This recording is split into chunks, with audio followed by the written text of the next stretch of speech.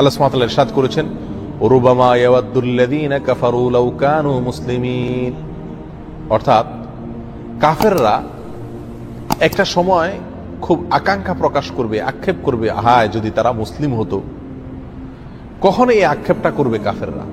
দুনিয়াতে তো আক্ষেপ করলে তো মুসলমানই হয়ে যেত, তাহলে আক্ষেপটা কখন করবে? রাইসুল মুফাসসিরিন আব্দুল্লাহ ইবনে আব্বাস রাদিয়াল্লাহু তাআলা আনহু তিনি সহ আরো বেশ অনেক মুফাসসিরদের মতে এখানে উদ্দেশ্য হলো জাহান্নামে নিক্ষেপ করার পর আক্ষেপ করে জাহান্নামীরা এই কথা বলবেন।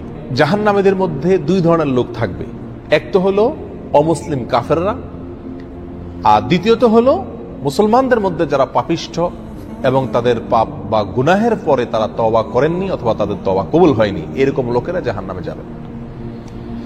তাহলে এই দুই শ্রেণীর লোকেরা যখন জাহান্নামে থাকবে, তখন এই উভয় শ্রেণীর জাহান্নামীদের মধ্যে কনভারসেশন হবে, কথোপকথন হবে।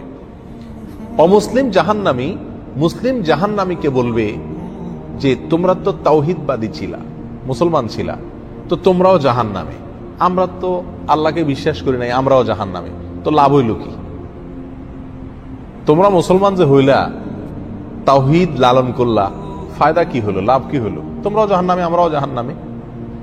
তখন কাফেররা এই কথা বলার পরে আল্লাহ সুবহানাহু ওয়া তাআলা রহমত এবং দয়া উদ্রেক হবে মুসলমানদের প্রতি, আর কাফেরের উক্তির কারণে আল্লাহ সুবহানাহু ওয়া তাআলা রাগান্বিত হবেন যে আমার তাওহীদবাদী বান্দা তাওহীদে বিশ্বাস করত কিন্তু তার ভুলের কারণে সে জাহান্নামে আসছে, এই জন্য তাকে আজ ছোট করছে কাফিরে।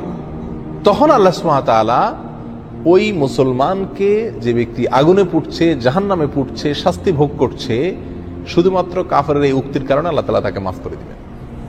বলবেন, যাও, তুমি যেহেতু দুনিয়াতে তাওহীদবাদী ছিলে সেজন্য আজ তোমাকে আমি কি করে দিলাম, ক্ষমা করে দিলাম। ঠিক তখন রুবামা ইয়াওয়াদ্দুল্লাযীনা কাফারু লাউ কানু মুসলিমিন, কাফেররা সেদিন আক্ষেপ করে বলবে, হায় যদি তারা মুসলমান হতো, তাহলে তারাও এখন সাধারণ ক্ষমার আওতায় পড়ে বের হয়ে যেতে পারত। তো এই আয়াত আমাদেরকে কি বোঝাচ্ছে? এই আয়াত আমাদেরকে বোঝাচ্ছে যে মুসলিম যদি অন্যায় করে, অপরাধ করে, যার জন্য সে জাহান্নামে যায়, আল্লাহ সুবহানাহু ওয়া তাআলা চাইলে যেই কোনো সময় তাকে কি করবেন, ক্ষমা করে জান্নাতে প্রবেশ করাবেন। অতএব জাহান্নামে গেলে সে চিরকাল জাহান্নামে থাকবে, এই উক্তি মোটেও কি নয়, সঠিক নয়। রাসূল আকরাম সাল্লাল্লাহু আলাইহি ওয়াসাল্লামের বহু হাদিস পাওয়া যায়, যে হাদিসগুলো থেকে স্পষ্ট প্রমাণিত হয় যে জাহান্নামীদের মধ্যে থেকে যারা মুসলিম, যাদের মধ্যে ঈমান আছে, তাদেরকে আল্লাহ সুবহানাহু ওয়া তাআলা জাহান্নাম থেকে কি করবেন, এক সময় বের করবেন। এবং এই বিষয়ে হাদিস ভুরি ভুরি। যে হাদিসকে স্বীকার করে সে কোনোদিন এই আকীদাকে অস্বীকার করতে পারে না যে মুসলমান মুমিন ব্যক্তি জাহান্নামে তার অপরাধের কারণে গেলেও এক সময় সে জান্নাতে ঠিকই কি করবে, প্রবেশ করবে। অতএব যে জাহান্নামে যাবে সে চিরকাল জাহান্নামে থাকবে, এটা আহলে সুন্নাত ওয়াল জামাতের আকীদা নয়, এটা মুতাজিলাদের আকীদা। এই ভ্রান্ত আকীদার উপরে আমাদের সচেতন থাকা উচিত, সাবধান থাকা উচিত। আসসালামু আলাইকুম। ওয়ালাইকুম আসসালাম ওয়া রাহমাতুল্লাহ। কোরআন বলছে যারা বেহেশতে যাবে তারা সেখানে থাকবে চিরকাল ধরে। তাহলে কি আমরা আল্লাহ সুবহানাহু ওয়া তাআলার বৈশিষ্ট্যের সাথে নিজেদের বৈশিষ্ট্যকে মেলাচ্ছি না? ভাই, খুব সুন্দর একটা প্রশ্ন করেছেন। আমরা এভাবে বলি, যদি বেহেশতে যাই, অথবা কোরআন বলছে দোজখের আগুনে পড়বে চিরকাল ধরে, অথবা তুমি বেহেশতে থাকবে চিরকাল ধরে, তাহলে কি আল্লাহ চিরস্থায়ী বৈশিষ্ট্য নিজের উপর আরোপ করছি না? খুব সুন্দর প্রশ্ন। এজন্য শব্দ দুটো আলাদা। আমরা বলছি আল্লাহ সুবহানাহু ওয়া তাআলা চিরস্থায়ী, এই বৈশিষ্ট্য মানুষের উপর আরোপ করাটা হারাম। তবে ধরেন কোরআন বলছে গরিব থাকবে চিরকাল ধরে, চিরকাল ধরে তার মানে এই পৃথিবীতে। যদি আমি বলি চিরকাল ধরে সে গরিব থাকবে, এখানে চিরকাল মানে অনন্তকাল না, যতদিন বেঁচে থাকবে সে হয়তো বাঁচবে 20, 30 বা 40 বছর, তবে এটা কোটি কোটি বছর না। যদি আমি এভাবে বলি যে চিরকাল ভারতে থাকবো মানে যতদিন পৃথিবীতে থাকবো, তাহলে চিরকালেরও একটা সীমা আছে। চিরস্থায়ী মানে, তাহলে এখানে শব্দগুলো আসলে আলাদা। যখন এভাবে বলবো চিরকাল, তার মানে হচ্ছে পৃথিবীতে চিরকাল।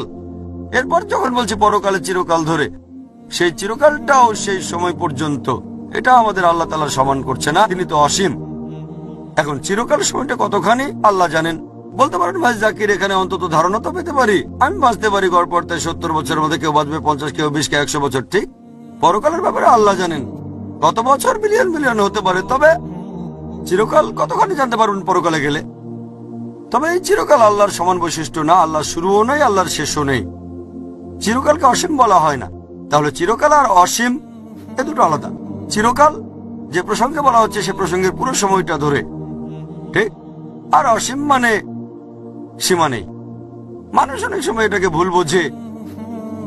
তবে এটা নিশ্চিত, যদি পৃথিবী আর পরকালের সময়টা তুলনা করেন, পৃথিবী হয়তো 0.0001% পরকালের সময়ের তুলনায়, সেখানে অবশ্যই সময়টা কয়েকশো কোটি গুণ বেশি হবে।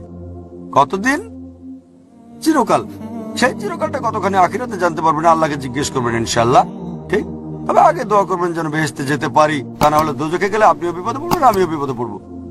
তাই আল্লাহর কাছে দোয়া করবেন যেন বেহেশতে যেতে পারি, তখন আমরা জানতে পারবো চিরকাল মানে কতখানি সময়। আশা করি উত্তরটা পেয়েছেন।